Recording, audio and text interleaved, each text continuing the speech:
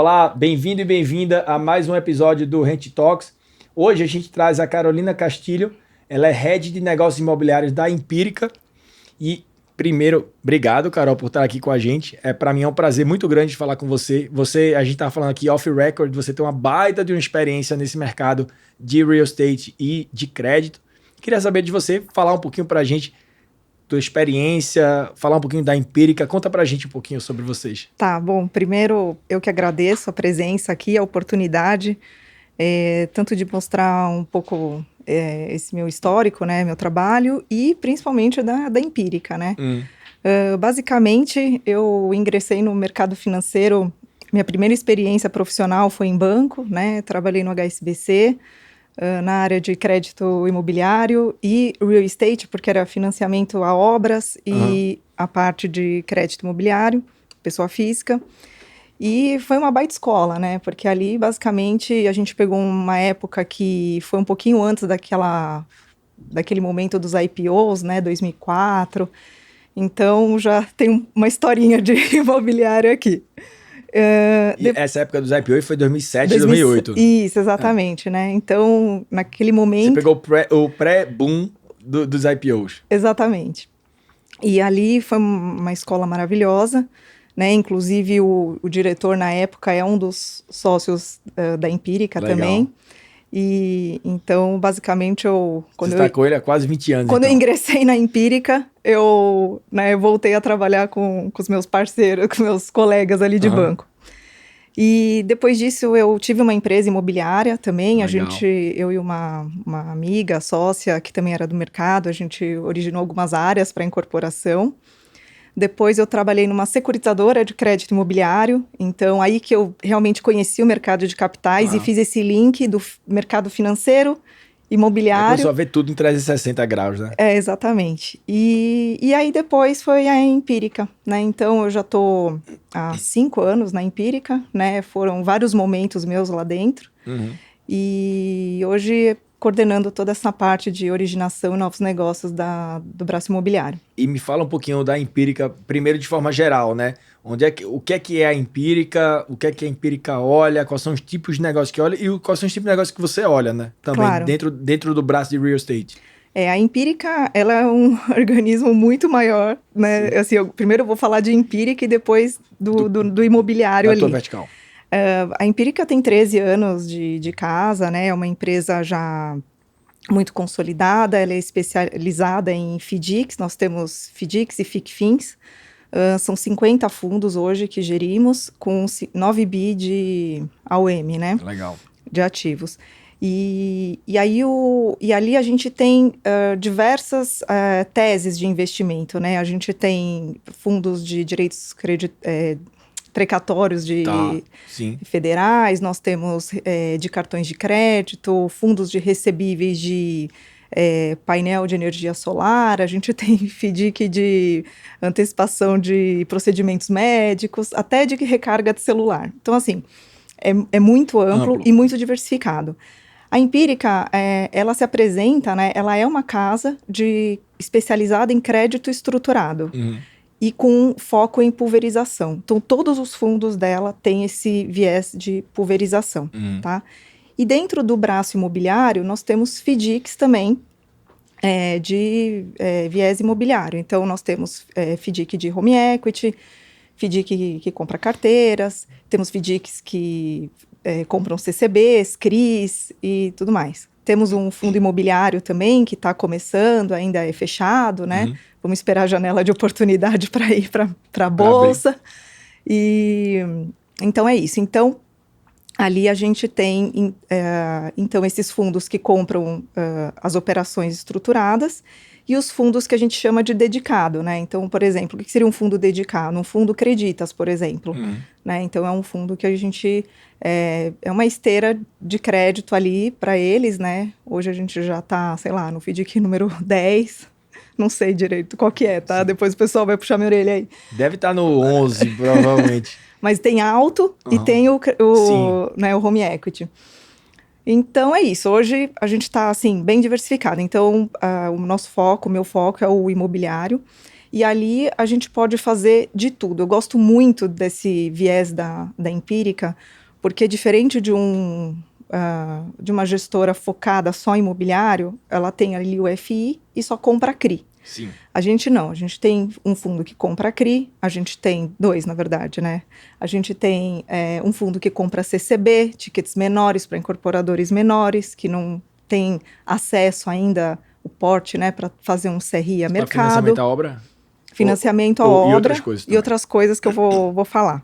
Tá. E a gente tem também, a gente pode também fazer esses fundos dedicados. Então, incorporadores, loteadores, que possuem essa revolvência, né, de originar, a gente consegue montar veículos exclusivos, que é o que a gente chama de fundo dedicado. Tá. Então, o cliente ali é um stop shop, ele vai, né, ele vai ser atendido de algum jeito. Legal. E na tua vertical, você atua com que tipo de ativo, né? Loteamento, incorporação vertical, Minha Casa Minha Vida, multipropriedade, você olha tudo? A gente olha tudo. O que a gente tem assim, vamos dizer, mais de prateleira? O que a gente mais faz hoje em dia? A gente faz financiamento de obra para incorporador e loteador. Então, o produto de financiamento, a infraestrutura, né, e obra, com garantia, né, dos recebíveis, das vendas das unidades. A gente tem operação de estoque, então a gente faz aquele capital de giro com garantia de imóvel performado já, com a BITS e tudo certinho, e de lotes também daria para fazer. A gente faz também antecipação de carteira. E a gente tem operações de pró-soluto, que aí depois a gente pode falar rapidinho, não é o foco mas aqui. É legal falar de pró-soluto também, porque eu acho que é uma das coisas que a gente mais... Embora a gente seja hoje ainda muito focado em loteamento, e eu acho que o público da gente tem muito loteamento, eu acho que também tem um público que é misto, né? O cara que é incorporador, tem muito caso, de incorporador que gosta dos 3, 4 classes de ativos. Então ele gosta de loteamento, ele tem uma incorporação vertical, tem Minha Casa Minha Vida, e ele tem um problema do pró-soluto, pró-solvente, tudo isso. Então eu acho que é legal de repente falar, porque tem muitos casos aqui de pessoas que nos procuram atrás de uma solução de pró-soluto, e não é todo fundo que trabalha com pró-soluto, porque é de fato um bicho um pouquinho diferente. Ele é bem diferente, a gente, assim, dá até um pouquinho de receio de falar que trabalha. Na verdade, a gente já estudou muito, né, a gente pegou várias operações ali, umas deu para fazer, outras não deu, então depois a gente pode até falar um pouquinho mais a título de curiosidade. A gente fez a operação de pró-soluto pelo nosso na verdade a gente fez um misto aqui, né? Não foi dentro do nosso FDIC, mas também com parceiro. Agora, foi um caso completamente à parte, porque era uma operação que a inadimplência do cara chegava perto de 1%, bem baixo. Enquanto a gente sabe que no pró-soluto, geralmente é um financiamento um pouquinho maior, né? Pois é. Tipo, uma inadimplência um pouquinho maior. Sim. E a gente também, assim, a gente já estudou várias operações de multipropriedade, tá? Não é que eu não olho, pelo contrário, a gente olhou algumas, é que elas não estavam em estágios aptos para o investimento, mas a gente tem apetite sim. E qual é o momento que vocês estão pegando aí, quando é multipropriedade? Ele tem que estar com quais requisitos mínimos ali para vocês olharem? Olha, hoje, né, assim, a gente também tá num momento ruim, né, para falar. Juros então, assim, altíssimos. Juros altos, o mercado, né, tá meio receoso, meio olhando o que vai fazer, né, o investidor também tá receoso, né, mas basicamente, no multipropriedade seria basicamente assim, bem finalzinho de obra, se não perfumado. Entendi. Trabalhar mesmo a carteira. E a inadimplência de multipropriedade é muito alta, né? É muito revolvente, né? Porque, assim, aquele cliente que compra na emoção, naquele momento que ele tá ali aproveitando, né? O complexo, o resort, sei lá. E aí, depois, ele distrata. Então, tem um nível de inadimplência alto. E também as comissões são muito altas, né? Então, você vê nitidamente que o incorporador, ele precisa remunerar muito bem aquele corretor para converter muito... incentivado. Para ele ficar incentivado e converter várias vendas, né? Tá. Vamos lá. E do lado do investidor, vamos tentar falar um pouquinho de loteamento e talvez a incorporação vertical. Ali nesse caso, quais são os requisitos que vocês olham mais para loteamento? Assim, o que é que ele tem que ter? Tem que ter TVO, não tem que ter TVO? Inadimplência, LTV da carteira? Quais são os macro pontos que vocês analisam? E se vocês gostam muito desse ativo de loteamento, né? É uma coisa que vocês fazem muito. A gente gosta bastante, principalmente porque ele tem esse viés, né? De ter a pulverização da garantia, né? A gente, são vários pilares, né? Porque o que acontece? Esse cliente, vamos focar no loteamento aqui, né? Ele é um cliente que ele não existe uma linha tradicional para ele, né? Como existe de bancos para financiamento de obra, né? Então, ele acaba tendo que lançar o projeto, ele precisa ter muito capital ali no início, né? Para conseguir performar um pouco. Porque dificilmente um fundo vai entrar com 0% de obra, né? Alavancar, porque ele já compra o terreno em parceria, né? Ele já faz uma parceria. E ainda se ele não colocar nada, qual que é o risco, né, dele? Cadê o comprometimento dele aqui? Então, a gente gosta de ver o comprometimento do incorporador no projeto, né? Para ele mostrar mesmo que ele está no risco junto, né? E não passando isso para um credor. E como nós somos uma casa de crédito, é muito importante o desenvolvedor entender que a gente não é um sócio, né? Nós somos, né, a figura do credor, que a gente quer que ele desenvolva, a gente quer ajudar, a gente, né, quer desenvolver, mas eu não estou ali para ter retorno como se eu fosse sócia dele. Né? Então, até porque senão o retorno seria bem maior. O risco seria maior, mas também o retorno seria bem maior. Exatamente. Então, a gente, assim, tendo claro bem o papel de cada um, a gente consegue seguir super bem. Mas assim, não tem um mínimo, respondendo direto, né, ao Vocês ponto aqui. sempre vão olhar caso a caso? A gente vai olhar assim, caso a caso, a gente vai entender a estrutura dele de governança, de profissionalização, de gestão, e aí entra a gente aqui, né, muito forte nessa parte, porque a gente precisa desses parceiros para fazer a coordenação da carteira, cobrança, boletagem. Isso é basicamente o coração da operação, né? Bom, isso é um negócio até, assim, cada pessoa que a gente fala aqui tem uma opinião diferente em relação ao estágio do loteador. Agora, eu acho que é legal a gente falar um negócio que eu acho que muita gente não fala, que é a percepção do loteador em relação ao mercado de capitais. Verdade. É muito comum a gente escutar assim, mas isso é muito caro. E aí é muito legal, porque lá na Rente, pelo menos, eu não sei como é que vocês fazem isso para explicar, mas eu explico o detalhe de como é composto o fundo, que existe um custo de capital em relação àquilo, e etc, para para compor o preço e mostrar para ele que às vezes não é uma maravilha. E também explicar para ele que, por exemplo, no nosso caso aqui, a gente cobra, sei lá, vamos dizer que a gente cobra IPCA mais 15, tá? Aí o loteador fala, mas aí você seu sócio, é muito caro, não sei o quê. Tá. Você tem a opção de levantar dinheiro com a pessoa física, ela vai se tornar sócia do teu negócio. E aí, talvez ele vai pegar vai ter um retorno até bem maior do que esse IPCA mais 15. Você vai ter que deixar na mesa muito mais coisa do que isso.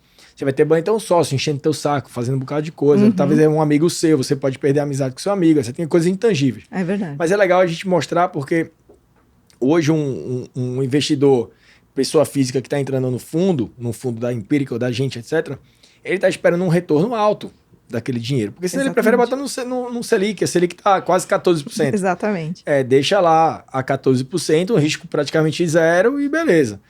Mas para esse cara sair do risco zero praticamente para um risco de empreendimento, etc., ele tem que botar IPCA mais 8, mais 9, né? Dependendo do negócio até mais. IPCA mais 10 é o retorno que ele espera. Então é o nosso custo de capital. Exatamente. E depois desse custo de capital, a gente ainda tem risco de inadimplência, tem gestão, tem toda a parte de despesas do fundo, né? E parceiros que a gente precisa contratar, etc., para ficar com uma margenzinha super, hiper, mega apertada. E ele fala, a gente tá ganhando muito dinheiro. Eu falei, cara, não tá ganhando dinheiro.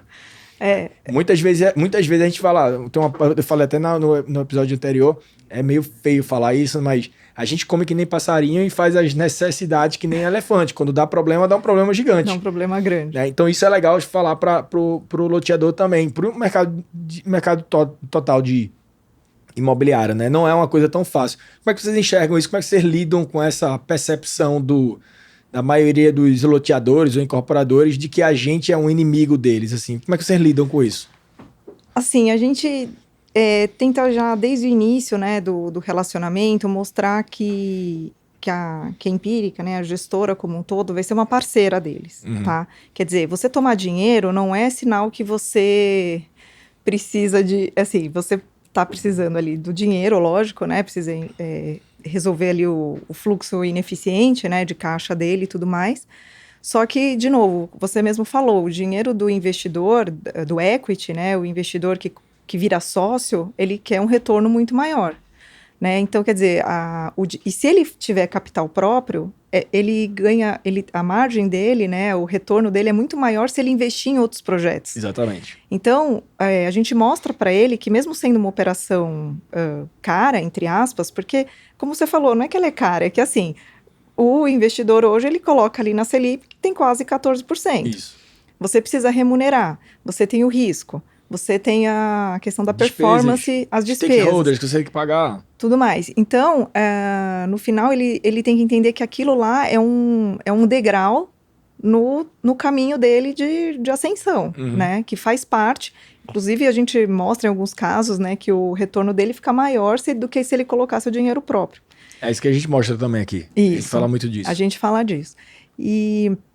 Então, a gente mostra que, e assim, a gente foca em mostrar que a operação, ela pode vir a ser, assim, não é revolvente, depende da estrutura que a gente for criar, mas mostrar para ele que, assim, a ideia não é fazer é fazer uma, claro, duas e dar sequência, né? E aí que ele vai ver realmente ele crescer. Ele vai ter que fazer a parte dele de novo, né?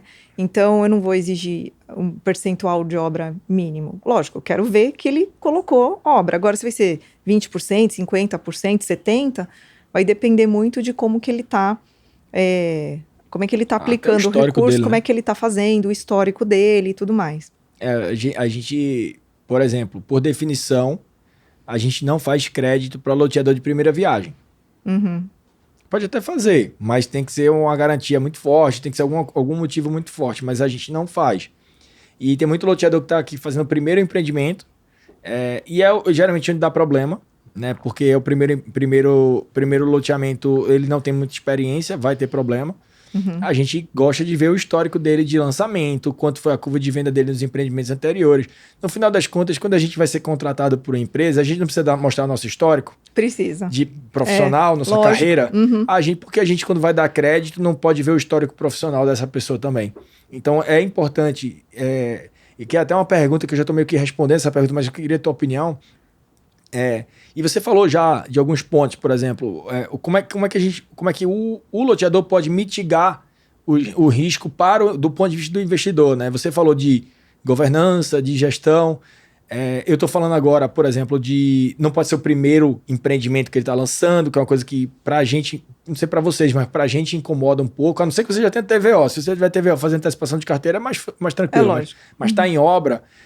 O que é que vocês enxergam, assim, de deal breaker, assim? Esse cara, sem isso, ele não entra aqui, a gente nem analisa, assim.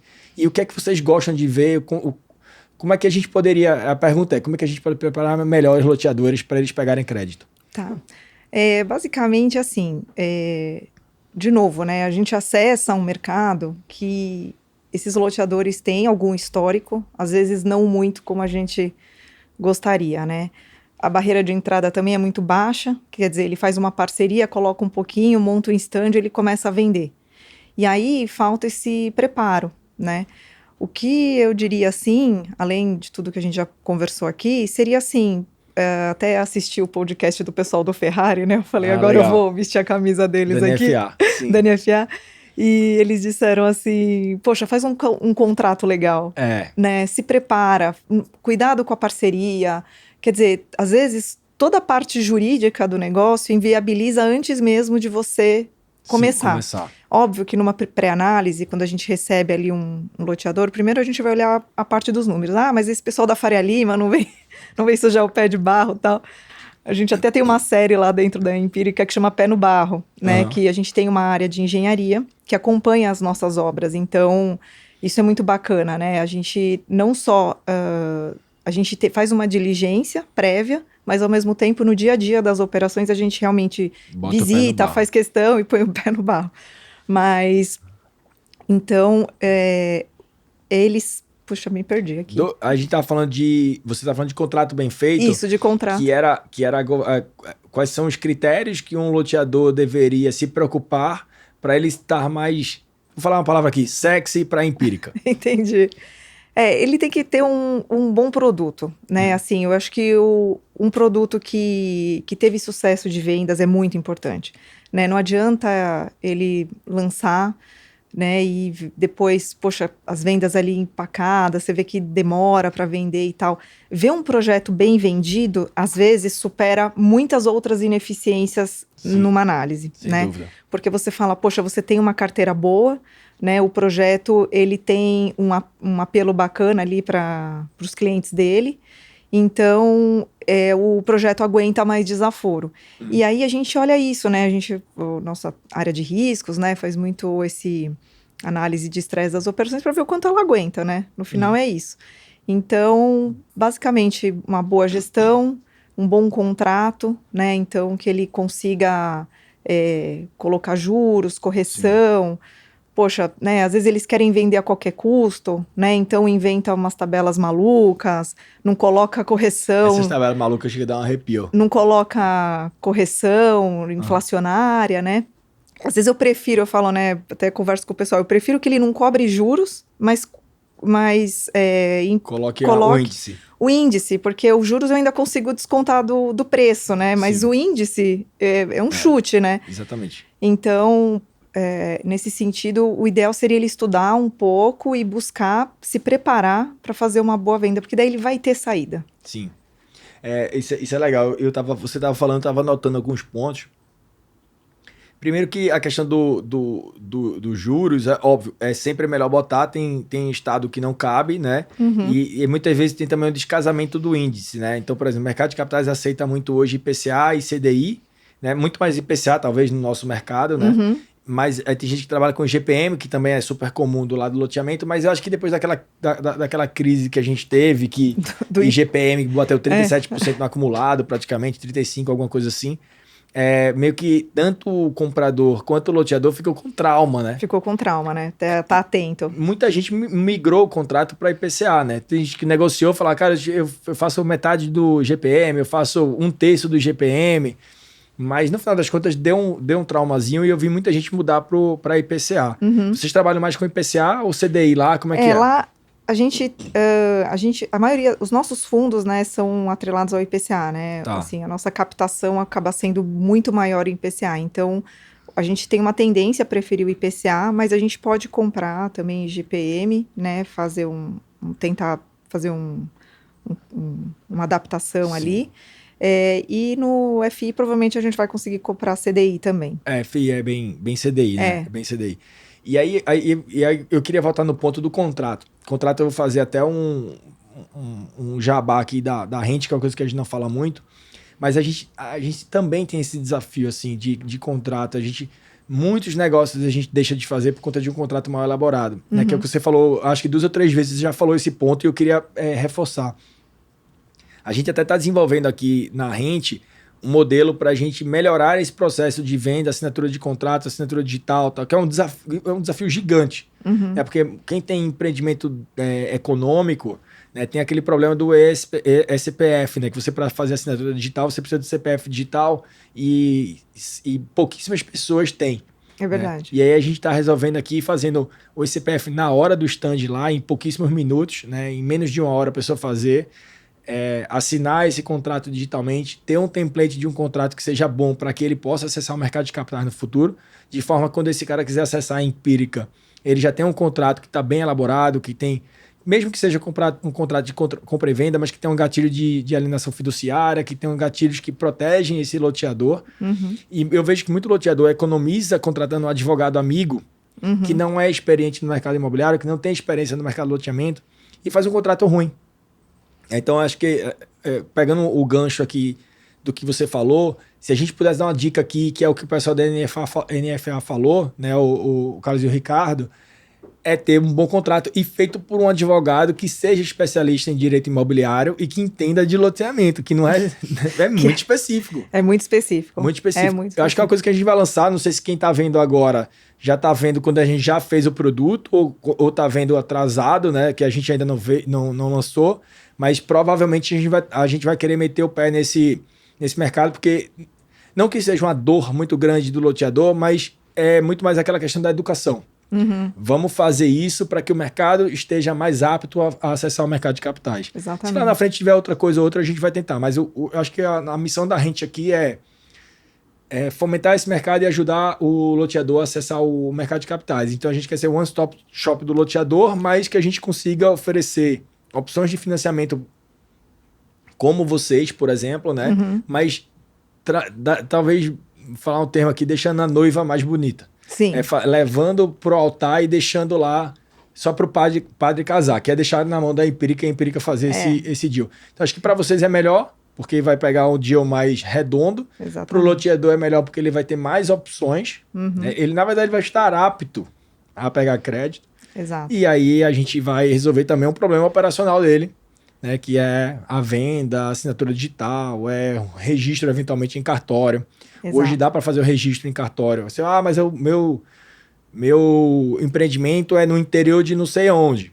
Pô, legal. Ele não faz esse registro digital, mas ele é obrigado por lei, né? Praticamente. Então, se isso não está feito agora, daqui a um ano vai ter que estar. Entendi. E aí a gente também ajuda o cartório a se digitalizar. Né? Então, isso é um modelo que a gente vai fazer em breve. E acho que o mercado de capitais vai querer estar próximo da gente. Né? Porque a gente vai fazer isso. Quando não tiver, ele talvez procure a gente para a gente fazer esse processo no lançamento. Mas legal, porque eu acho que a gente está Isso vai ajudar bastante. Você sabe que a gente já teve operações, né? Que onde a gente teve, né, o assessor teve que ligar no cartório, né, para explicar o que era uma alienação fiduciária. A grande maioria não sabe. Né, tem que explicar, olha, não, tá certo, isso tá regular. Isso é impressionante, né? Você chega e aí você fala assim, não quero fazer isso. O cartório fala, não quero fazer, mas não é você querer, é você ter que fazer. Não, mas tá aqui no Código Civil e tal. É engraçado, porque ela teve que... Eu tenho casos assim, até não faz muito tempo, não. É legal. E vamos falar... A gente tá com mais 20 minutos, mais ou menos, então eu quero acelerar aqui para usar a Carol bastante aqui. Vocês também antecipam carteira de pró-soluto, não é isso? A nossa tese de pró-soluto é assim, a gente começou a ouvir no mercado, todo mundo falando, alguns clientes procurando e tudo mais. Eu acho que já existiam, a gente tem operações emblemáticas aí do mercado, né, grandes incorporadoras de capital aberto que tomaram recurso com garantia de pró-soluto no mercado. E a gente começou a olhar um pouco esse processo. Realmente, né, assim, até para quem não conhece, não sei se você quer explicar. Não, por favor. Basicamente, eu só estou perguntando. Tá bom. Basicamente, né, o incorporador que vende dentro do programa associativo da Caixa Econômica, né, ele já... Que voltou a ser Minha Casa Minha Vida. Que voltou a ser Minha Casa Minha Vida, é verdade. E ele já repassa na planta, que é algo que na incorporação tradicional não acontece, né? Ele repassa na planta. Só que existe aquele período de poupança que a gente chama, que o cliente fica pagando direto para a incorporadora até sair o habite. Nesse caso, o que acontece? O cliente precisa pagar lá 20%, 30% para ter um LTV enquadrado para tomar o dinheiro no banco. No momento que ele faz esse associativo com a Caixa, às vezes ele assina o contrato e a Caixa já dá o financiamento. E ele não conseguiu abater esses 20%, né? Então, ele faz um contrato direto com esse cliente, né? O tal chamado pró-soluto. Assina-se uma confissão de dívida e fica ali. E aí, muito papo, muita análise jurídica, né? Pode, não pode, pega, tá atrelado à Caixa, não tá, não sei o quê. Então, hoje, assim, a gente tá entendendo esse mercado, a gente estudou bastante isso no segundo semestre do ano passado e esse ano, e basicamente hoje a gente está fazendo o performado. A gente prefere esperar a obra terminar, por mais que a Caixa esteja ali dando financiamento, né, ela tem uma série de garantias, seguros e tudo mais. A gente prefere, mesmo que o pessoal fale, mas poxa, o risco de inadimplência é maior, porque ele não pegou as chaves e tal. É melhor você trabalhar com um arcabouço maior de garantia, mas pegar o pró-soluto performado. Por enquanto é o que a gente está fazendo de operação. Aí é um capital de giro com garantia de pró-soluto. Tá, e aí você... Para ele basicamente investir ou rever uma parte do que ele já gastou e tal. Tá. E aí, outra coisa que você falou que eu fiquei de perguntar e não perguntei ainda é que você falou da criatividade dos loteadores no momento da tabela de venda criativa, né? Que não é price, é aquela tabela SACOC, tabela e N criações que eles fazem. Vocês investem vocês colocam dinheiro em empreendimentos que tem uma tabela mais criativa, sim? E se sim, já deu problema? E se não, por que não investem? Tá. Eu já fiz muito na vida. Tá? Na empírica. Na empírica ainda não trouxe essa. Tá, você não teve coragem. Ainda não tive essa oportunidade de mostrar pro crédito uma carteira SACOC. Chama pra almoçar e conta essa história pra ele. Vai dizer que Rafael, né? Não é o Rafael que tá lá, que tá assumindo o risco lá. Rafael, tem um negócio bom pra você, uma SACOC aqui. Exatamente. Não, mas ele conhece bem. Ele conhece, não vai ser pego desprevenido. Eu sei. Só vai levar um susto quando alguém leva lá pra ele. Mas assim, olha, eu fiz... a gente fez, assim, na securitizadora, trabalhei muito com tabela SACOC. Você sabe o que é engraçado? Agora você vai gostar do que eu vou falar aqui. A gente, na época, né, na securitizadora, a gente tinha sistema para fazer... Não tinha essa coisa do servicer. Sim. A gente fazia a boletagem lá. E eu lembro que a gente tinha um cliente muito bom, que a gente queria trabalhar com ele, e a SACOC dele não é qualquer SACOC. Porque a SACOC você consegue fazer de vários jeitos. Sim. Você pode acruar esses juros mensalmente, você pode fazer anual. Tem uns que fazem aquela escadinha anual, então que ele coloca o juro mais o indexador ali, né? O LTV, primeiro ele desenquadra, depois ele enquadra de novo, porque a curva fica meio, né? Tô entrando meio técnico aqui, mas assim, só para... é legal. E aí, o que aconteceu, né? A gente, ficou quebrando a cabeça. A gente falou, não, vamos fazer um índice de garantia bem alto. E aí, em vez de devolver esse over collateral para o cliente, vamos acelerar com o excedente. Poxa, hoje 100% das operações com tabela price são cash sweep. Eu falei, nossa, acabou a mamata do pessoal que faz SACOC, né? Porque eram algumas métricas. Mas também, lógico, tem vários meios de fazer, né? Não dá assim para... descartar completamente, porque tem clientes muito bons que trabalham com SACOC de uma forma bem racional. Não é a maioria, tá? É a minoria, mas... É que o SACOC tem as versões diferentes, né? Tem as versões, porque às vezes ele trabalha com a SACOC mais para conseguir vender logo. Então a parcela começa bem pequenininha, né? E aí não é um produto que vai ter longevidade, né? Porque ele vai... Em algum momento vai dar problema. Ele vai dar problema. Mas tem loteador que só trabalha com SACOC e é muito bem sucedido. Então, acho que no caso a caso ali, a gente tem que ter um pouco de... Tem que, assim, ter bastante critério. Dá para descontar do crédito, né? Então, poxa, já tem um LTV razoável ali de 70%, 80%. Mas você sabe que ele vai desenquadrar, porque a curva, ela é, né, magnânima ali. Sim. Então, você pode descontar um pouco na hora da sessão, deixa esse over para devolver depois. Então, assim, dá para fazer, mas assim, realmente não é o ideal, né? E aí, caso a caso, né? Você vai analisar sempre caso a caso, porque sempre vai ter uma especificidade de cada loteador, de cada tabela, então realmente tem que olhar. Mas vocês ainda fazem, então, com algum Não, daria para fazer. Aí eu fugiu aqui na hora que eu estava falando. Nessa época, na securitizadora, a gente teve que mudar o nosso sistema só para adaptar uma carteira. Então, era uma parte de controle manual, uma parte de controle sistema. Hoje isso não existe mais. Sim. Então, realmente, a ideia é que ele se esforce para fazer, porque, né, às vezes gera um residualzinho no final, porque se ele corrige anualmente, enfim, tem as questões.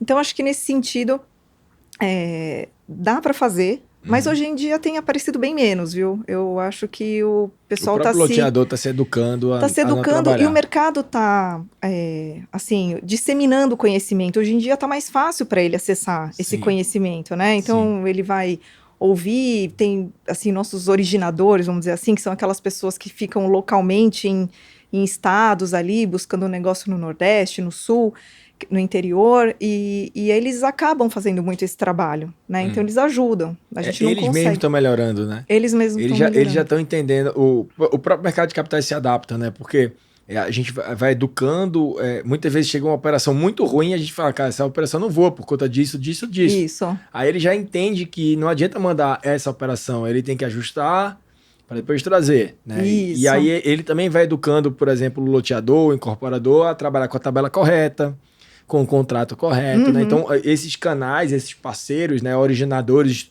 estruturadores, que a gente chama, eles também educam o mercado, né? Educam. Eles ajudam bastante.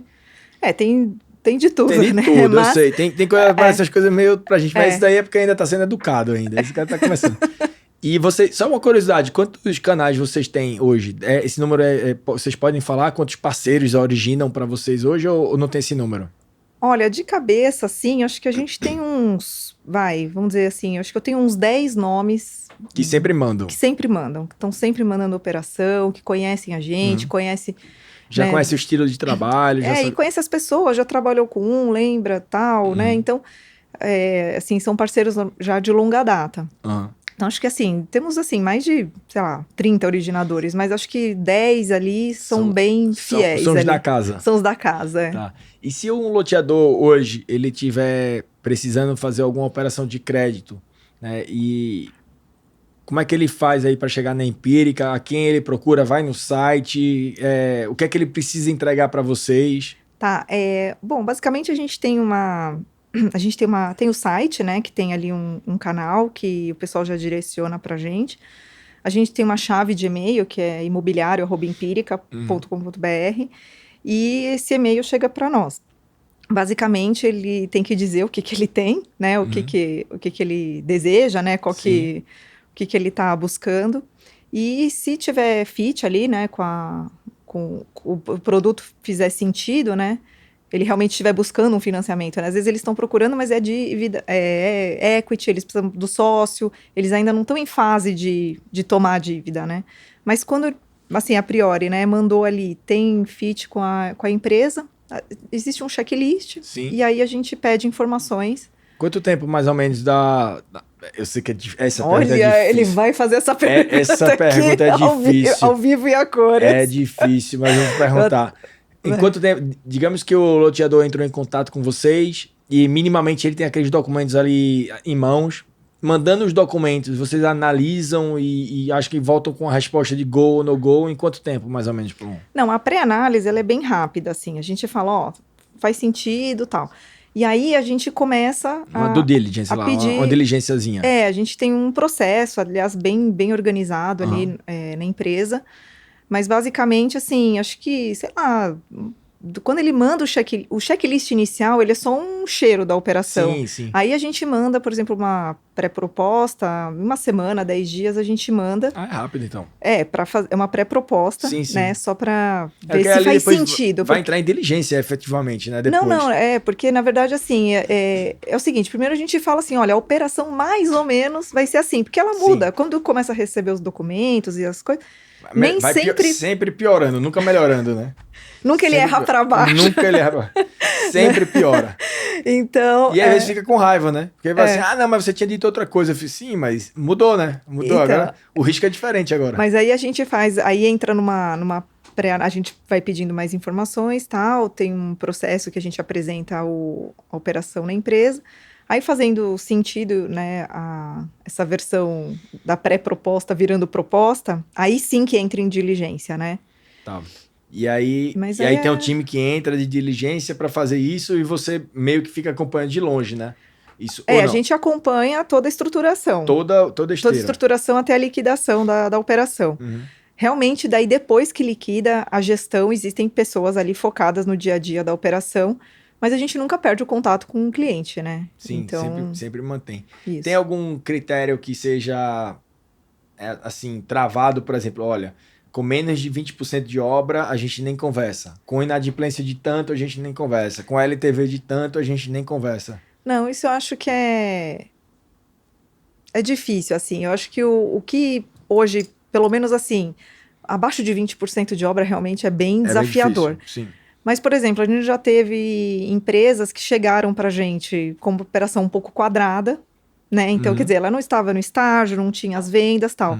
O processo demorou bem mais do que deveria, mas no final tudo enquadrou. Então, quer dizer, ela andou com a obra, vendeu mais tal. Chegou num estágio que ela virou a bola redonda para a gente chutar para o gol, né? Então, e concluir. Então, nesse sentido... eu não inibiria, né, o cliente de entrar em contato. Eu só vou ligar para a Empírica quando tiver 20%. Não é assim. A gente precisa conhecer, conversar. Essa fase, né, de conhecer... De namoro, né, de paquera. Visitar o projeto, vamos lá, vamos entender quem é e tudo mais. Isso faz parte do relacionamento. Sim. Né? Então, hoje é tudo online, né? A gente faz muita reunião online, mas nada supera, né, a visita presencial, conhecer Física. O cliente e tal. Não, legal. E agora você falou lá no começo, né, que a gente tá passando por um momento diferente. Diferente não, na verdade é um momento bem igual de tudo que a gente passa, né? Pega o Brasil, né? Pega o Brasil é até igual, mas a gente tá no momento agora mais difícil, juros muito altos, insegurança política, insegurança econômica, etc. Que, mais uma vez, não é nada diferente do que a gente está acostumado, mas é o momento agora, talvez, de pico pico de estresse. Como é que a Empírica está se posicionando? Como é que vocês estão enxergando esse mercado agora? Desculpa. Vocês acham que vai melhorar, que vai piorar? Como é que está a cabeça de vocês? Então, a gente... Bom, 13 anos de história aqui, né? A gente com certeza já viveu vários outros momentos de crise, assim, né? Que a gente pode chamar de crise. Que é um momento que está todo mundo ali esperando um pouco para ver o que vai acontecer. Então, o pessoal está... a gente está basicamente fazendo o que sempre fez, que foi a receita de sucesso. Basicamente, vamos dizer, dar continuidade, né? Ai, gente, fugiu a palavra aqui. Mas manter o compromisso que a gente teve com os clientes que a gente já havia dado ok na operação, Sim. Então para não... Importantíssimo. Né? Então, assim, manter o que a gente tinha acordado. Manter, de fato, a palavra, né? Eu vou fazer isso, eu vou continuar fazendo. E sendo bem clara com os clientes de que agora, a partir do momento que o mercado de capitais ele não funciona que nem tesouraria de banco, que você chama o dinheiro e ele vem. Né? Ele vem de investidores. Então, a gente precisa de depósito. E agora é o momento que os investidores não estão investindo aqui, né? Então a gente... tem menos liquidez. Muito... Assim, fica mais criterioso para escolher as operações. Provavelmente vai escolher sempre as melhores. Claro. As taxas de juros realmente estão mais elevadas um pouco. Mas também acomoda rápido, né? Porque na hora que vira, o dinheiro volta na mesma velocidade muito rápido. Que ele foi. Mas uma coisa que eu até ouvi esses dias e que eu achei fantástico é o seguinte: para operações excelentes nunca vai faltar dinheiro. Esse seria, assim, Concordo, um recado. 1000%. Vocês estão com fundos com dinheiro sobrando para fazer investimento e se tiver sobrando, vocês de fato estão procurando oportunidades. Eu sei que vocês estão sempre procurando para oportunidades boas, mas a pergunta está um pouquinho mais devagar agora, assim, vocês estão menos compradores, digamos assim, menos investidores, menos... Não, a gente está normal, assim, a parte de originação, conversar com os empreendedores e tal. Eles mesmos estão mais restritos, então demorando mais para assinar uma proposta, porque tem medo de, tipo, poxa, mas e se esse IPCA descolar? E se CDI continuar aumentando? Então, assim, como não é um consenso... também existe esse receio do lado deles. Sim. Né, de esperar, poxa, será que não é melhor esperar a taxa baixar um pouquinho para eu tomar? Então, assim, a gente continua no mesmo, porque essas operações, elas têm o seu prazo de maturação, 60, 90 dias. Se é uma operação mais quadrada, pode levar até mais. Isso é natural. Quem já tomou recurso no mercado sabe que é isso mesmo. E aí, naquele momento, pode ser já uma janela de oportunidade. Exato. Então, não dá para você parar. Exatamente. A gente continua... E eu acho que é legal não só vocês pararem, né, como a gente parar, mas também o loteador entender que não é interessante às vezes, porque já demora um monte de tempo para aprovar projeto. E aí demora um monte de tempo, e quando você aprova, você vai demorar para lançar porque tá com medo. Isso também eu nunca vi ninguém fazer isso, né? Aprovou o projeto, o cara vai lançar, e na maioria dos casos, se tiver o dinheiro, vai aprovar, porque... Afinal de contas, se ele aprovou um projeto naquela região, é porque existe uma demanda, e se existe a demanda, ele vai querer vender. Eu acho que quando a gente também ele faz um bom contrato com boas condições de pagamento para ele e para a pessoa física que está comprando, termina sendo meio no-brainer, né? Vou fazer ponto final. E ali ele vai, como você falou, bons empreendimentos sempre vão ter dinheiro. Eu acho que, numa perspectiva geral, eu tenho conversado com muito loteador. Muito. Eu acho que no total aqui a gente deve ter falado com 700, 800 loteadores durante os 3 anos e pouco que a gente tem de rente. E embora tenha assim uma insegurança, talvez, tá todo mundo otimista com seus negócios, né? Tá todo mundo lançando. Eu fiz alguns papos já hoje que o pessoal falou, não, a gente tá lançando, a gente vai lançar tantos bi, a gente vai lançar tantos milhões, a gente tá animado, né? E eu acho que a gente, com o mercado de capitais, fica um pouquinho mais, né, com receio, né? Porque, no final das contas, quem vai pagar a conta pode ser a gente, né? Mas, do ponto de vista do loteador, eu vejo muita animação. Uhum. Né? Eles não estão parando. Talvez demore um pouquinho mais para aprovar. Janeiro e fevereiro são meses mais difíceis, né? São. A gente fica ali mais em stand-by, mas agora o negócio tá, né, março começando, a gente já tá sentindo que o pessoal tá botando o pé no acelerador. A gente tá em março, né? Pode ser que a gente lance esse episódio aqui depois É verdade. em abril, mas para quem não sabe, a gente tá conversando agora em março e agora o negócio tá começando a pegar fogo. Eu acho que pra gente fechar o nosso papo aqui e tentar dar uma perspectiva. A Carol como Carol, não falo a Carol como empírica, mas a Carol como Carol, como é que você acha que vai ser 2023, 2024? Quais são as tuas perspectivas para esse mercado, né? E o que é que você acha que pode melhorar, assim, para o loteador? E se tiver também alguma mensagem para os loteadores que você queira passar, fica à vontade. Tá, joia. Não, a gente vê com otimismo, né? Eu acho que o desenvolvedor, o empreendedor imobiliário, ele já é um cara otimista sem dúvida. Por natureza, né? Ele não vai, é muito risco, né? A gente sabe, a gente vive o dia a dia deles. É um maluco, a maluca. Assim, eu não sei quem é mais louco aqui. Então, se a gente são eles.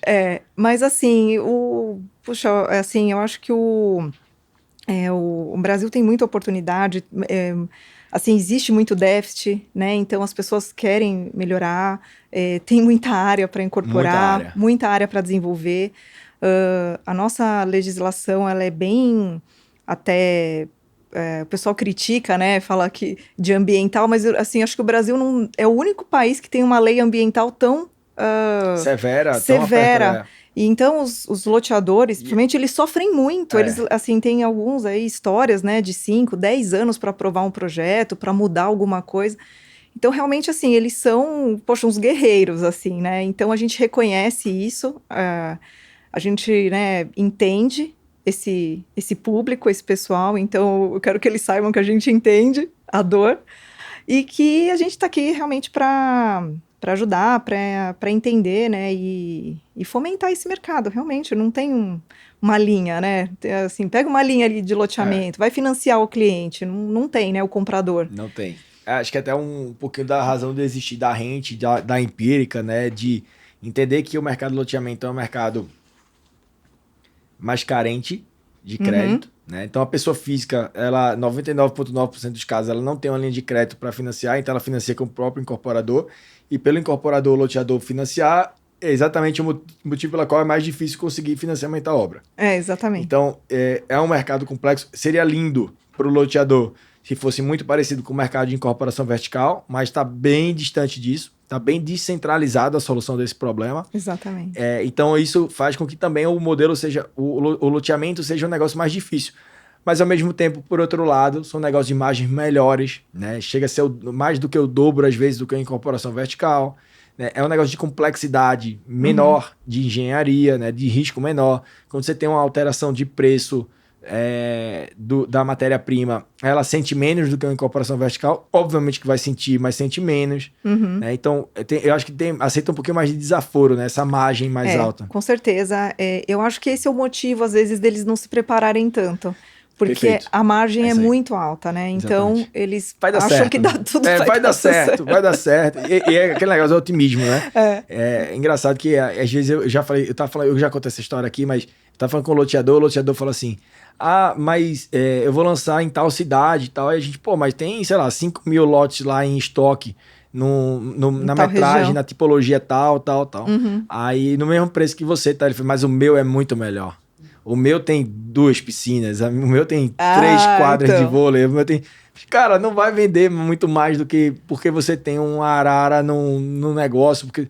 Cara, é difícil. E aí é aquele negócio do otimismo, né? Ele acha que vai lançar lá e vai dar super certo, e na verdade ele quebra a cara. Ele é mais otimista na viabilidade de obra, ele acha que vai vender mais do que vai vender, ele vai gastar menos do que vai gastar. E no final das contas é isso que você tá falando. Ele se prepara pior, e aí ele tem uma surpresa também maior, mas aí a margem é alta e termina ele conseguindo ganhar menos dinheiro. A margem não foi 35, foi 22. Beleza, ainda foi melhor do que em comparação vertical. É verdade. Foi melhor. Mas é isso, assim, então tá... Tá confiante? Tô confiante. Tá Acho confiante. que, assim, a gente não vai parar.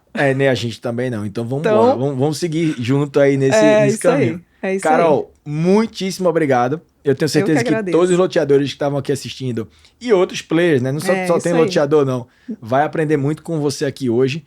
Se tiver alguma dúvida aqui, né? Procurar a Carol. Na Empírica tem as redes sociais, tem o site da Empírica. Isso. São parceiros aqui da Rente também em várias coisas. A gente tem reuniões... Eu fiquei sabendo que tem 3, 4 pessoas da Rente falando com 3, 4 pessoas da Empírica. A gente ficou sabendo isso hoje, né? Exato. Eu falei, nossa, tá com muita porta de entrada aqui. Muita porta. Mas vai dar certo, né? Vai dar certo. Tem muita gente. Então, obrigado aí mais uma vez pelo teu tempo. E para você que ficou assistindo até o final, agradeço também assistir. Não se esqueça de se inscrever no nosso canal aqui no YouTube, nas nossas redes sociais, e a gente está à disposição. Entre em contato com a gente. Obrigado. Valeu, Carol. Eu que agradeço.